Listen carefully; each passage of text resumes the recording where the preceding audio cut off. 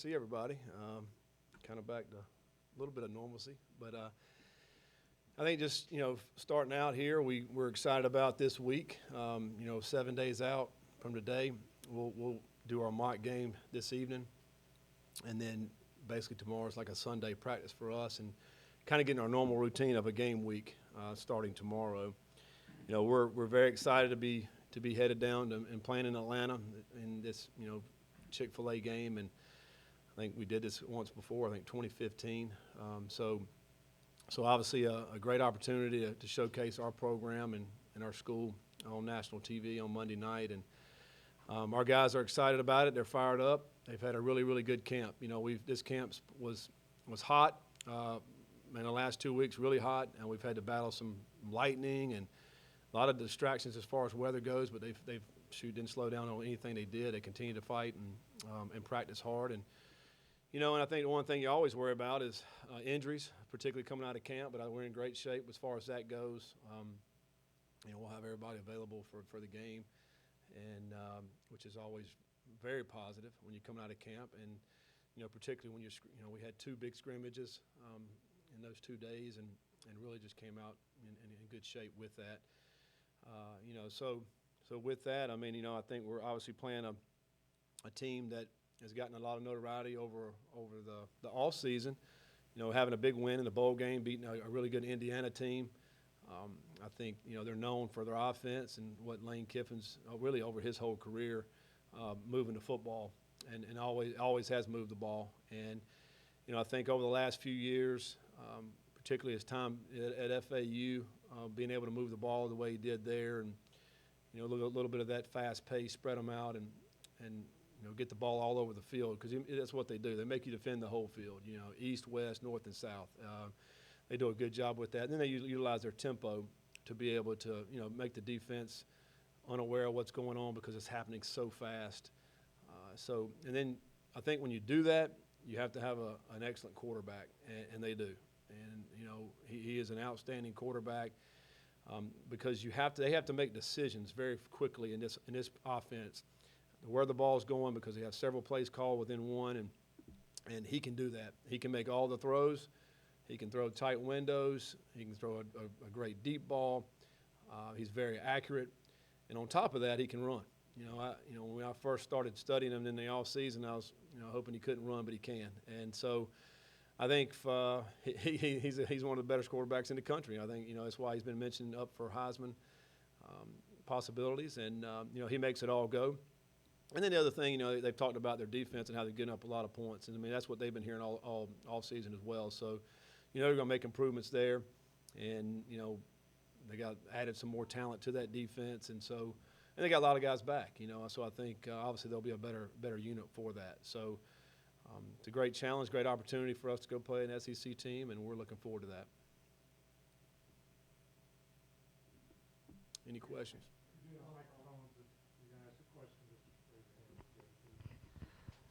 Ken Spencer, WHAS 11. Scott, what do you think the biggest key for your defense to try to slow that offense down? Well, I think the first key, it starts off with alignment. The thing when, once the play is over, they're getting lined right back up and jumping into a formation. Our guys have to see what the formation is and get lined up quickly. At the same time, you got to get a call from the sideline. So that's going to be a key. Getting lined up, getting our call, and getting ready to play the next down, because so many times, and you can look on film where defenses are kind of looking around, they're not where they're supposed to be, and the ball's snapped, and the ball's getting thrown out quickly to the side, a vertical route, whatever it may be. So I think that's number one key. I think obviously number two is not letting anybody get behind you. You have to make everybody stay in front of you if you're on defense. And they do love to take shots down the field. They're a big play offense, and just when you don't get it lined up right, there goes the receiver. He's running by somebody and they're throwing it up. So I think that's probably the two biggest keys, eliminating the big plays, which is staying on top. But the biggest thing, I think, is getting lined up, getting our call, and getting going right now. That'll be something that we have to be great at.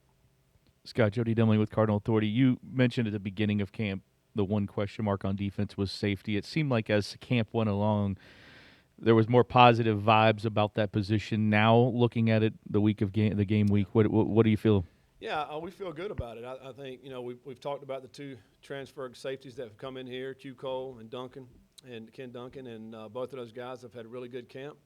They're going to be our starting safeties there. Josh Minkins has been worked his way back in now, and he's been practicing, so he'll be available as well.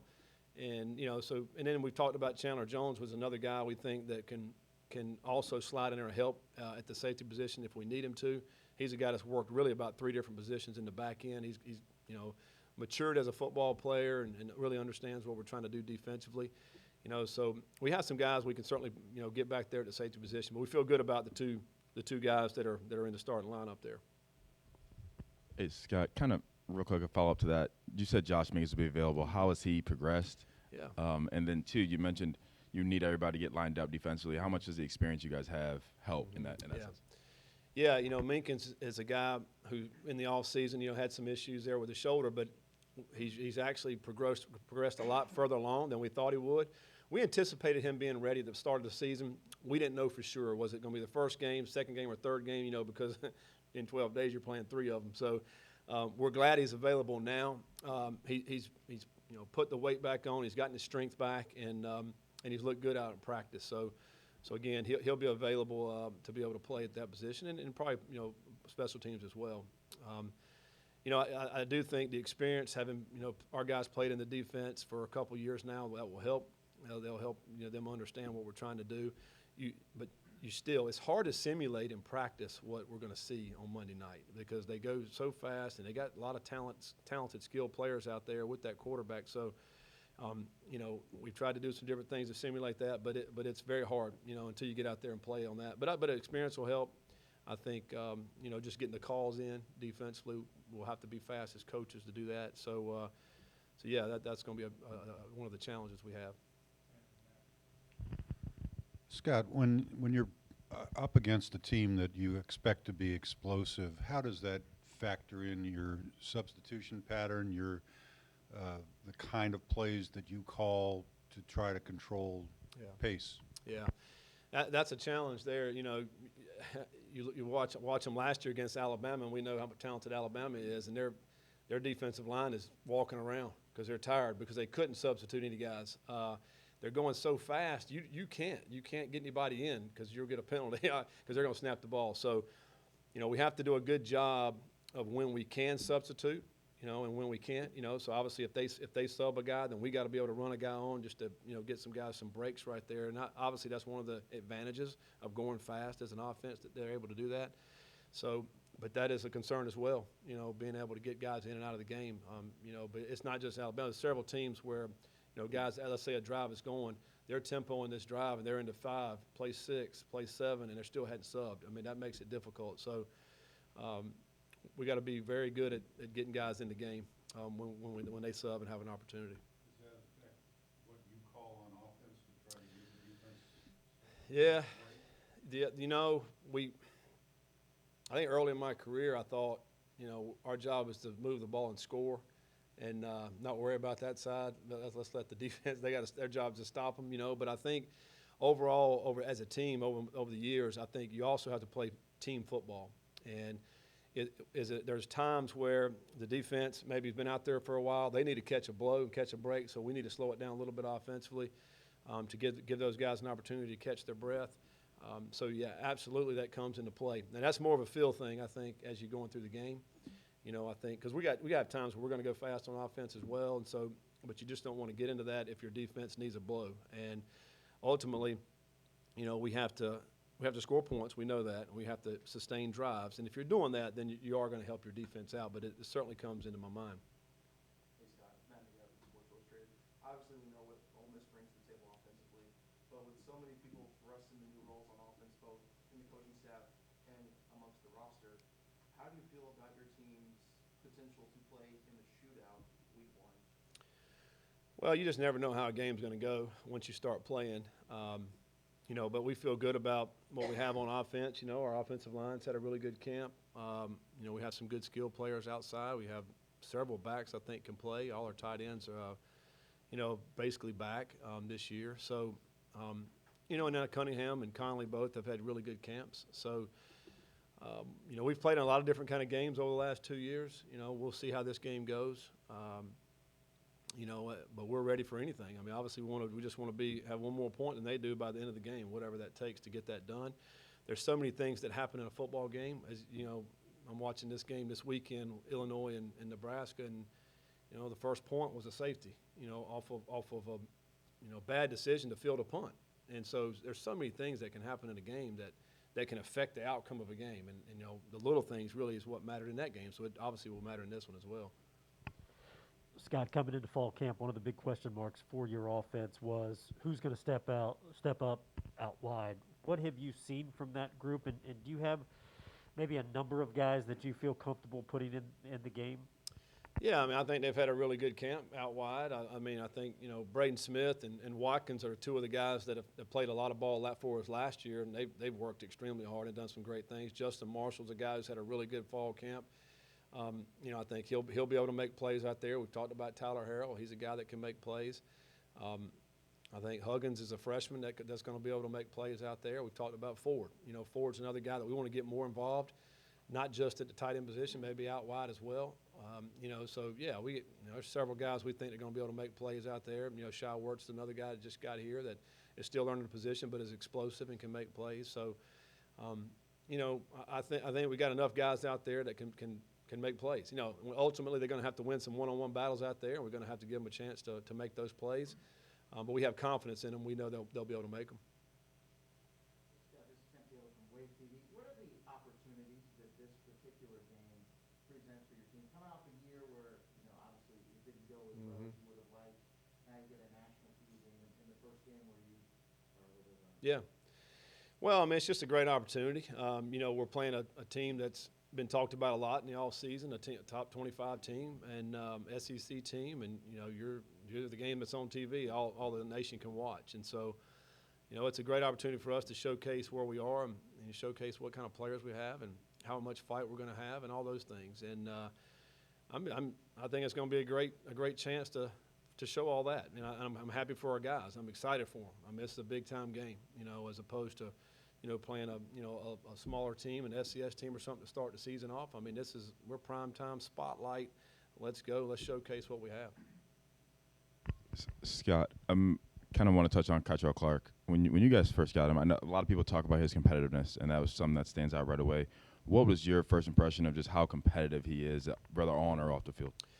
Yeah, you know, I think he's very competitive. I think he's a very emotional player. You know, he plays with a lot of emotion, so he gets fired up easily, and he doesn't ever want to lose at any rep. You know, he's you know, right from the start, he really didn't say a whole lot. He just came in and started making plays, and we started, after the first week, we was like early, we're like, man, this guy's going to be pretty good. It's going to be hard to get off the field, but and he ended up having a really good year. He's had a really good camp. He's quick. He's feisty.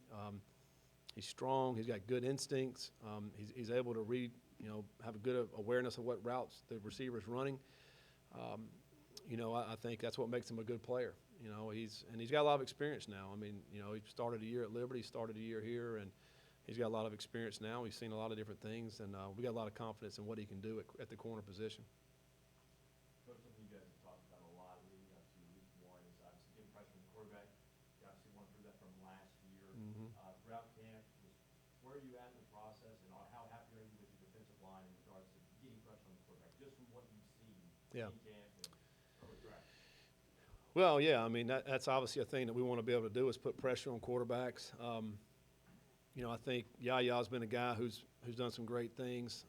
Ashton's a really good pass rusher as well. I think Yasir is a guy that's going to be able to create pressure from the outside linebacker position. Monty Montgomery's another guy. I forget how many sacks he had last year, maybe 3.5, 4 sacks from the inside linebacker position, but he's a guy that we do like to bring because he's a good pass rusher. You know, we want to be multiple. You know, there's going to be times where we want to bring, you know, 6 guys, at other times where we're dropping 8. You know, we want to keep the offense off balance, and I think particularly when you're playing a team like Ole Miss, you got to be able to do that.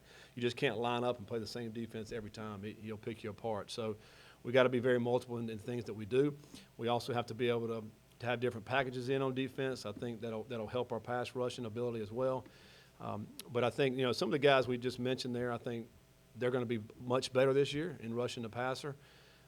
You know, a lot of times I feel like last year too, in these offenses, they get the ball going so quickly, it's hard to get pressure on a guy. You know, if it's basically a catch and throw, and you can be a great pass rusher, you're just not going to get there. So you have to put them in situations where it's a little bit more drop back, so they do hold the ball a little bit longer, and now that's where you can kind of create some pressure. Scott, we know about Marshawn. We've heard about, obviously, you know, maybe using him out wide more. What about the other guys at the tight end in that H-back spot? How has camp been for some of those young guys? Yeah, I mean, it's been good. I mean, you know, Isaac Martin's a guy who's kind of been a mainstay there as a battering ram, like, so to speak. I mean, you know, he's that like old school fullback type body. You know, Dwayne Martin's a guy who's had a really good offseason as well. He's a lot bigger, stronger. I mean, he's close to 260. He's like 255 now, and he's got soft hands. He's got really, really good hands. So we wouldn't hesitate to put him out there as well. You know, to be able to do that. Des Melton's a guy who didn't play much last year for us, but had a really good offseason, and he's got good size as a tight end. He can run too as well. I remember back in I think it was a spring game, he had a 55 or 60-yard touchdown run in the spring game. So. You know, Sherman's a guy who's played some Y for us on the ball tight end. We feel comfortable with him as well. So, you know, I think all those guys, a little bit by committee in that room. There's 6 or 7 guys that can go out and play and help us. And, the thing about that is that we ask them to do so many things, like in the passing game and in the running game, and they have to be multiple. They have to be able to, you know, decipher a defense on the move and on the run. All those guys are really good at it, and they got a good feel for what we're doing. Scott, obviously, as far as quarterback, a lot of people ask about Malik and how he's doing. What have you seen from him progressing in the offseason, and what are you going to see more of this season starting with him? Well, I just think he's matured a lot more. I mean, he's done it every year, and he's just continued to do that. He's become a really, really good leader for us, and I'm just talking program-wise. But then as a quarterback, he's done a better job of sitting in the pocket and really working the pocket as opposed to, you know, things are breaking down, let me get out and start running right now. I think we've worked on much better job working on, you know, sitting right in that the slot there in the pocket where our O-line knows where he's at, and he's able to sit there and he's make the throws. When he sits there and he's on balance, he's as accurate as anybody in the country. He throws a great ball. He's got great accuracy. You know, and again, it'll come down for him, decision-making, you know, and the things we've tried to simulate with that. You know, it's hard sometimes. You still just got to get in the game. But he does make better decisions. He's dropping the ball off to the underneath, you know, the backs and tight ends better. And other thing is that, listen, sometimes the defense wins. You know, don't compound what they've done well into a mistake for us. And so he's done a better job with that as well. So I like his progression. You know, I think he's primed to go out and have a great year this year. You know, just try to play within yourself and not try to do too much. I think that's probably the biggest thing that he's had to work on. Scott, you mentioned it's important to do the little things, and you kind of brought up, you know, Illinois, Nebraska this past weekend. You guys have that mock game tonight. How key is it to get everything kind of shored up? Because, you know, that first game can be different, speeds, you know, a little different. Just, is that a big key for tonight?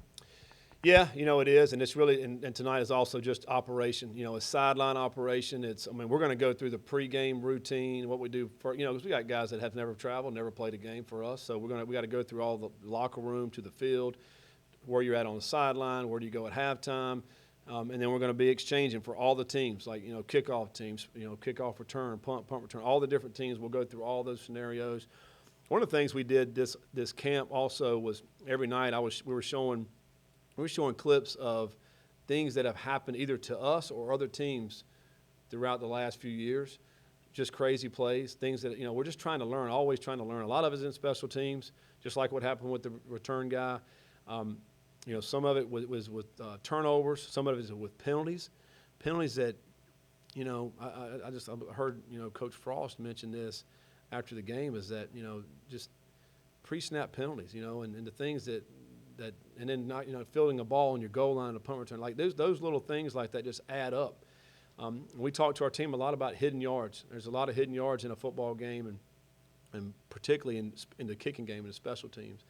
You know, those things get lost sometimes in the stats. And, you know, where you're starting at on field position. I mean, last year, that's one of the things that we started.